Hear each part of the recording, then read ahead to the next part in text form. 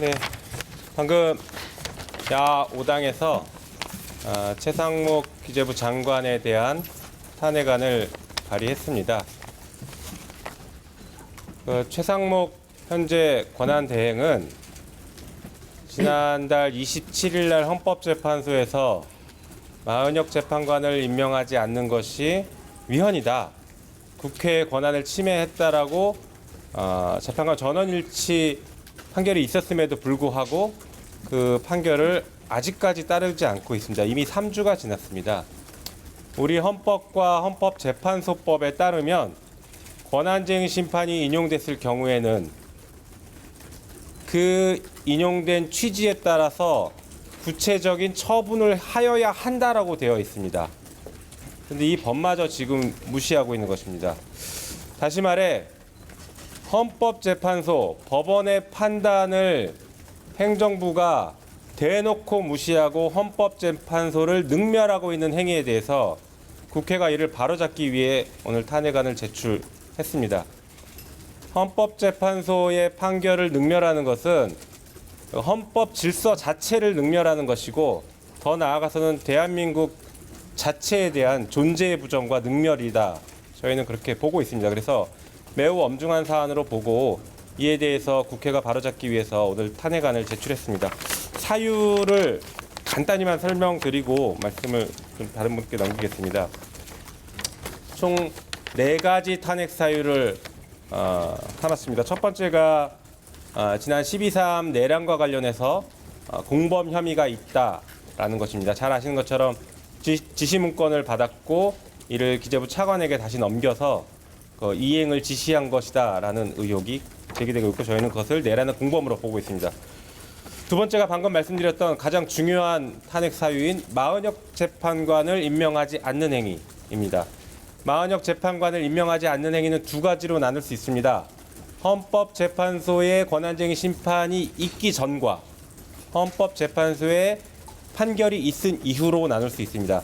둘 다 자기 의무가 발생했지만 헌법재판소 판결 이후에는 헌법재판소법에 따른 처분을 할 의무가 별도로 더 발생했기 때문에 이것은 또 다른 탄핵 사유가 돼서 마은혁 재판관을 임명하지 않는 행위는 2가지 탄핵 사유가 행위가 존재한다, 이렇게 보시면 좋겠습니다. 세 번째가 마용주 대법관을 임명하지 않는 행위도 같은 논리로서 저희가 탄핵 사유로 삼았습니다. 특히 마용주 대법관 같은 경우에는 윤석열 대통령이 국회에 인사청문회 요청서를 보냈습니다.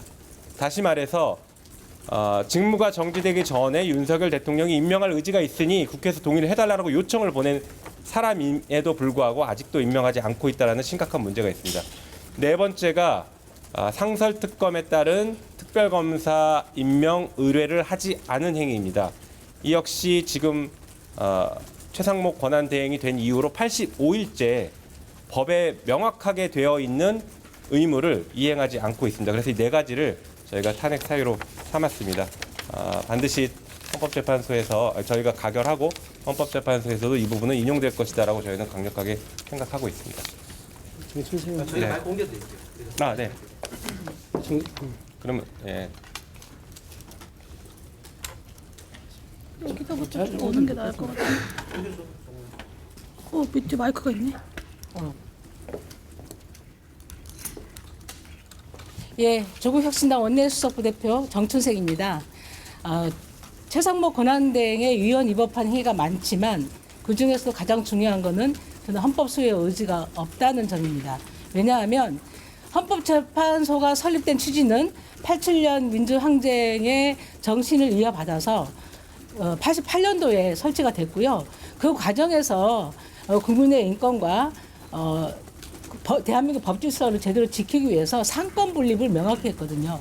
그래서 대통령이 지명하는 3명, 그리고 추천하는 3명, 국회가 선출하는 3명, 그리고 대법원장이 지명하는 3명, 이렇게 세 요소가 입법부, 사법부, 행정부가 다 추천을 해서 또는 선출을 해서 임명하는 방식인데, 국회가 선출한 재판관에 대해서는 대통령이든 그 권한대행이든 임명을 하지 않을, 그리고 그 부분에 대해서 평가할 권한이 없습니다. 그래서 국회가 선출하는 그 재판관의 인사청문 자료에도 보면 국회 선출 안으로 돼 있어요. 그리고 대통령이 추천하는 몫은 임명 동의 안으로 옵니다. 그러니까 국회가 선출하면 끝인 거예요. 그러니까 임명장을 하는 거는 그 형식적인 절차입니다. 근데 그런 것을 무시하고 임명을 안 했고 그 부분에 대해서 헌법재판소가 임명하지 않는 부분에 대해서 위헌이 다 결정을 했음에도 불구하고 그것을 임명을 이행해야 될 책무가 있음에도 불구하고 아직까지도 임명하지 않는 점은 굉장히 헌법재판소 설립 취지도 안 맞고 대행으로서 헌법 수의 의지가 없다. 이렇게 굉장히 중대한 위헌 사유가 있기 때문에 우리는 야 5당이 공동으로 탄핵 소추안을 냈다라는 거고요. 늦었지만 우리가 국회가 할 일을 오늘 책무를 다하고 있다. 이렇게 말씀드리고 싶습니다.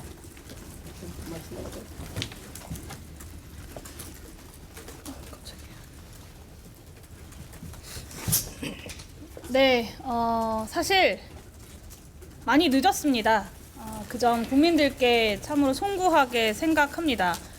12.3 윤석열의 친이 쿠데타를 진압한 직후에 윤석열 내란 우두머리를 탄핵함과 동시에 이 내란에 가담했던 혹은 그런 의혹이 있는 책임이 있는 국무위원들을 모두 책임을 물어서 탄핵을 했었어야 됨에도 불구하고 국정의 안정을 위해서 여러 가지 고민들 속에 그러지 않았습니다. 그 결과가 지금 이렇게 내란 세력들, 내란 부역자들이 준동하고 머리를 쳐들고 내란을 지금까지도 선동하고 내란 우두머리를 옹호하고 있는 결과로 나타났다는 점에 대해서 국회의원으로서 많은 깊은 책임감을 느낍니다. 지난 100여일에 가까운 시간 동안 권한대행 최상목이 하지 않은 일들과 한 일들이 있습니다. 근데 이 두 가지가요 별로 다르지 않습니다. 공통점이 있습니다. 바로 내란 세력 그리고 내란 우두머리 윤석열의 이익에 부합하는 그 목적 하나로 어떤 일은 하지 않고 어떤 일은 했다라는 점을 말씀드립니다. 헌법재판관, 대법관 임명을 하지 않았던 것 역시 내란 수계의 이해관계에 복무하기 위함이었고 수많은 거부권들을 남발하고 있는 것 역시 내란 세력과 내란 수계의 이해관계에 복무하고 있는 것이다. 그것이 동일하다라는 점을 좀 말씀드려야 할 것 같습니다. 늦었지만 지금이라도 여전히 내란 세력에게 충성을 다하고 있는 내란 대행 최상목에 대한 탄핵안이 발의되게 되어서 다행이다라는 생각을 하고 또 국민들 앞에 많은 걱정하고 계실 텐데요. 국민들 앞에 당당하게 이 내란 세력의 청산까지 이어가겠다라는 약속을 드리면서 이 최상목에 대한 탄핵 반드시 가결시키겠다는 말씀 드리겠습니다. 네, 이상입니다.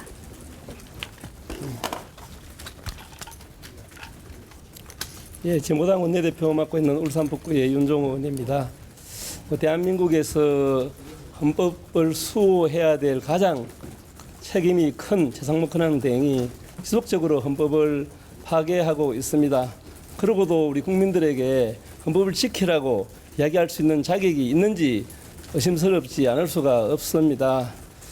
단지 많은 헌법재판관을 임명하지 않았을 뿐만 아니라 앞으로도 계속적으로 헌정질서를 파괴할 우려가 크기 때문에 탄핵소추안을 발의했다고 생각합니다. 이로 인한 모든 책임은 본인 당사자와 그를 지지하고 엄호한 국민의힘에게도 엄중한 책임이 있다고 생각합니다. 우리 진보당도 또 이 탄핵 사태가 마무리될 수 있도록 최선을 다하겠습니다. 예, 감사합니다. 질문 한두 가지만 받고 또 자세한 것은 저희 노종면 대변인께서 네. 추가로 또 질문 받도록 하겠습니다. 네. 네, 현재 27일 다음 주 목요일 날 본회의가 예정되어 있기는 한데요. 저희가 이 표결과 관련된 일정은 의장실이랑 상의하고 있습니다.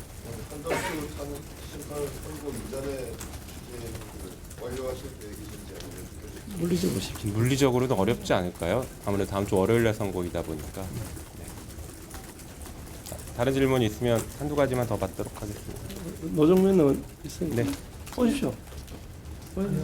한두 개만 조금 더 받고. 여당에서는 경제 사령탑을 이렇게 진보 정리시킴으로써 경제 마비시키는 것 아닌가 이런 쪽으로 비판이 나왔는데 거기에 대해서는 제가 먼저 잠깐 말씀드리고. 예.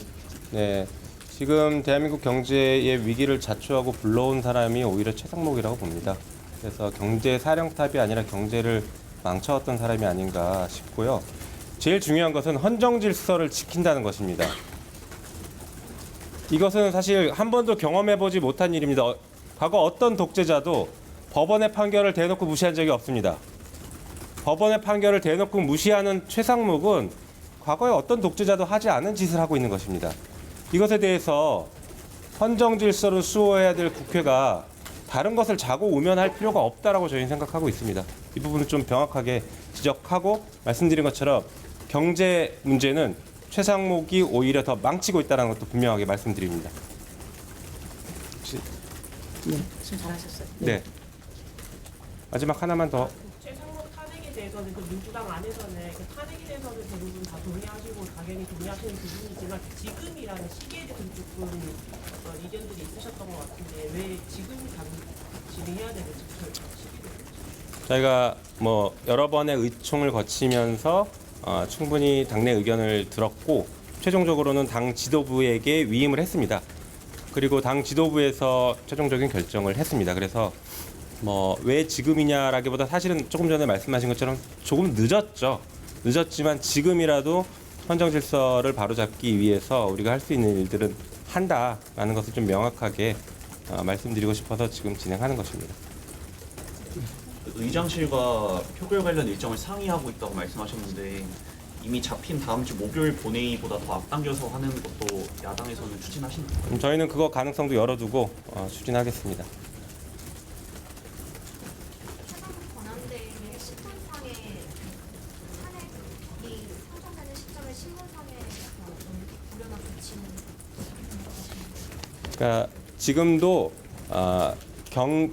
경제부총리 그리고 기획재정부 장관으로서 행위이면서 거에 따른 직무들을 행한 위법 행위들을 저희가 탄핵하는 것이기 때문에요. 크게 바뀌지 않는다라고 생각합니다. 그러니까 지금 아마 전제가 한덕수 총리가 만약에 돌아온다라고 권한대행이 아니지 않냐 이걸 전제로 질문하신 것 같은데 이미 저지른 행위에 대해서는 권한대행을 했던 것도 기재부 장관이었기 때문에 권한대행을 했습니다. 그래서 그 직무상의 범위에 다 포함되고 위법행위에 대해서는 여전히 탄핵을 가능합니다. 그래서 그 부분은 전혀 문제가 되지 않는다라고 저희는 보고 있습니다. 그리고 한편으로는 한덕수 총리에 대해서도 저희는 충분히 인용 가능성이 높은 상태다라고 현재 저희 이렇게 전망하고 있습니다. 네, 이 정도로 마치고 필요한 건 저희 노정면 대변인께서 더 말씀드리도록 하겠습니다. 네, 감사합니다. 수고하셨습니다.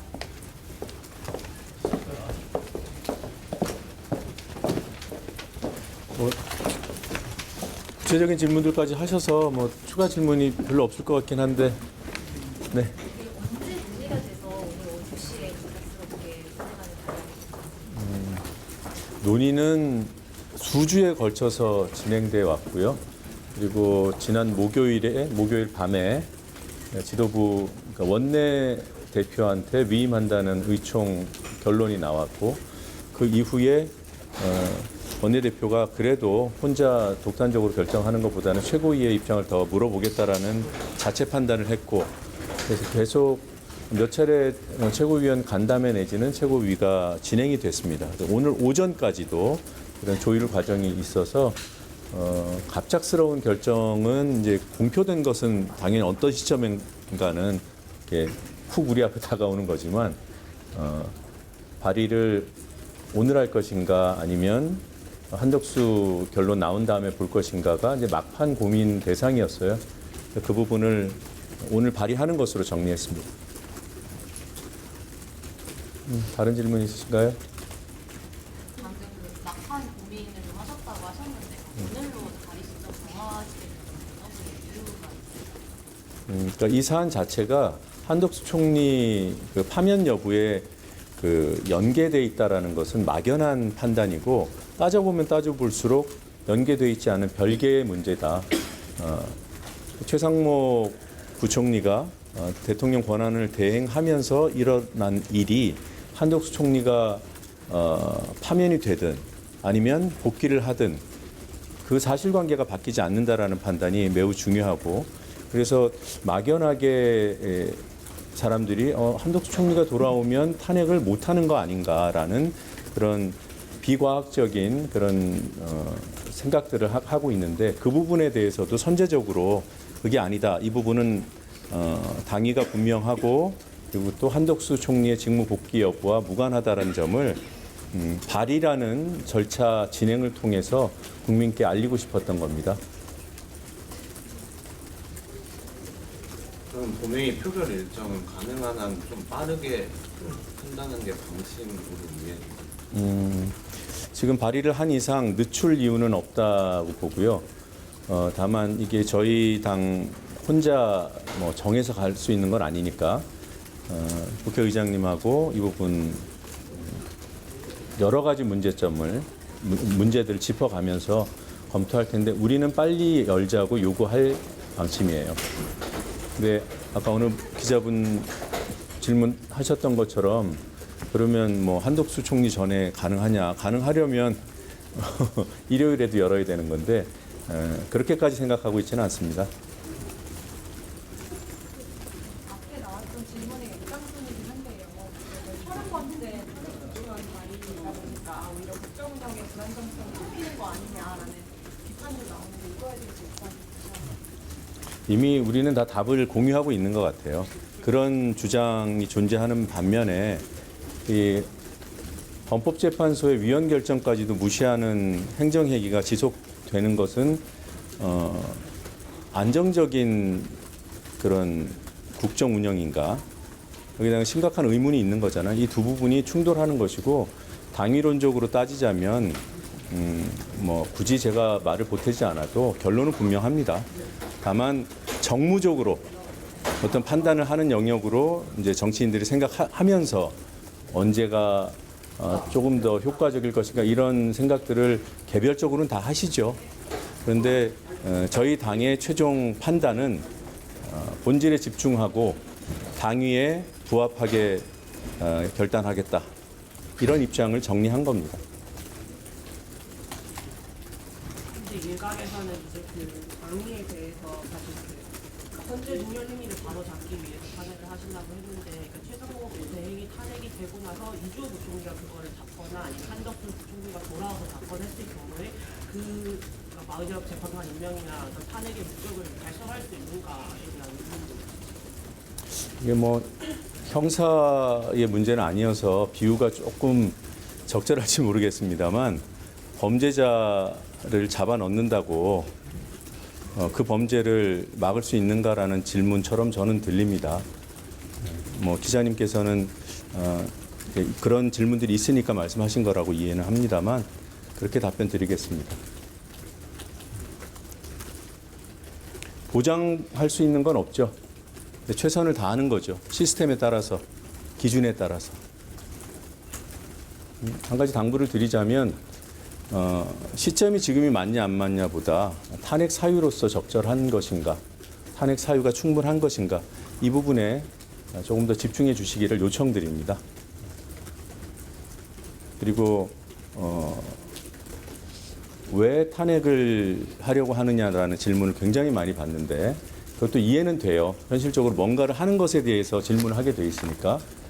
근데 제가 많은 기자분들하고 대화도 해보고 또 여러 의견을 가지신 의원님들하고도 대화를 해봐도 탄핵 사유가 불충분하다는 분은 단 한 분도 못 만나봤어요. 그러면 질문은 왜 하지 말아야 하는가, 왜 하면 안 되는가가 우선돼야 되지 않나라는 생각을 하게 됩니다. 하면 어떤 부작용이 있는데 그래서 아까 뭐 경제적인 여파 이런 것들 이제 우려하셨는데 그런 부분들은 아까 우리 수석이 답했듯이 그럼 이런 헌정 질서가 무시되는 상황을 유지하면 경제를 회복시키고 성장하는 데 도움이 되는가? 라는 질문을 안 던질 수가 없어요. 그리고 민주당이 뭐 탄핵을 막 남발해서 국정이 어려워졌다고 하잖아요. 대한민국 망했어야죠. 탄핵은 최소한에 그쳐야 하고 최후의 수단이어야 한다는 데 동의합니다. 그래서 할 때마다 고민스러운 것이고요. 그래서 그래서 있는 그대로 탄핵의 횟수나 탄핵의 명분을 가지고 비판하는 것은 겸허히 수용할 수밖에 없습니다. 지금 뭐 29번의 줄탄핵을 얘기합니다만 누군가 그 숫자를 발의 기준으로 삼았던 것 같아요. 탄핵 보고 이루어지고 이제 절차가 진행된 것은 13번이고요. 그리고 그 가운데 내란이 발생한 이후가 8차례였습니다. 그리고 뭐 굳이 21대, 22대 나눈 것이 의미가 있는지는 모르겠는데 22대에서는 한 건을 했었고요. 근데 그것이 많다고 평가하는 것에 저희가 뭐라고 하겠습니까? 근데 그걸 29번으로 뻥튀기라고. 예를 들면 방통위원장 탄핵 추진한 것이 이동관 위원장 시절 때부터였잖아요. 그다음에 김홍일, 그다음에 그 부위원장 누구죠? 이상희 부위원장, 그리고 이진숙 위원장이 이르기까지. 그게 하나로 평가를 받을 것인지 4건으로 나눠서 볼 것인지 그건 이제 언론의 몫이겠습니다만 그런 이제 수치의 과장도 저희는 있다고 봐요. 문제는 횟수가 아니라 그 횟수 하나하나가 어떤 설득될 만한, 공감할 만한 이유를 갖고 추진된 것인가. 그리고 저희가 말씀드리는 이 13차례의 윤석열 정부 하에서 민주당이 주도해서 추진했던 탄핵 사례 가운데 6건이 검사입니다. 이제 검사에 대한 탄핵은 저희도 이것이 한 번도 시도된 적이 없었던 거기 때문에 굉장히 두려운 마음으로 건건이 이제 체크해 가면서 추진을 해왔습니다만 역시 거기에 대한 평가도 국민과 언론이 하는 것이라고 봅니다.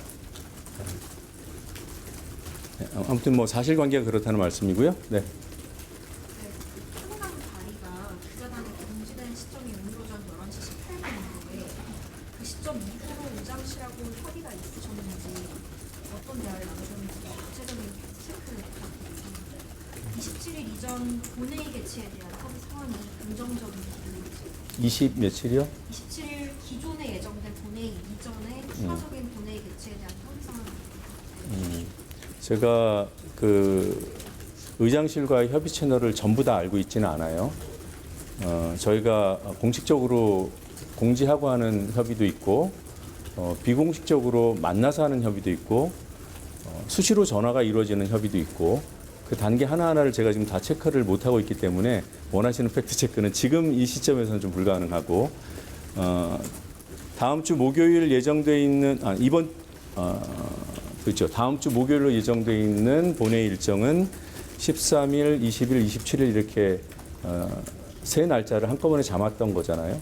근데 그거보다 당겼으면 좋겠다라는 의견들이 내부에 있습니다. 그건 일단 저희 의견을 완벽하게 통일한 다음에 협의를 할지 타진을 해본 다음에 우리 입장을 정해서 추가 협의를 요청할지 그 부분은 좀 열려 있는 것 같아요. 다른 질문 없으시면 정리해도 될까요? 네. 수고 많으십니다.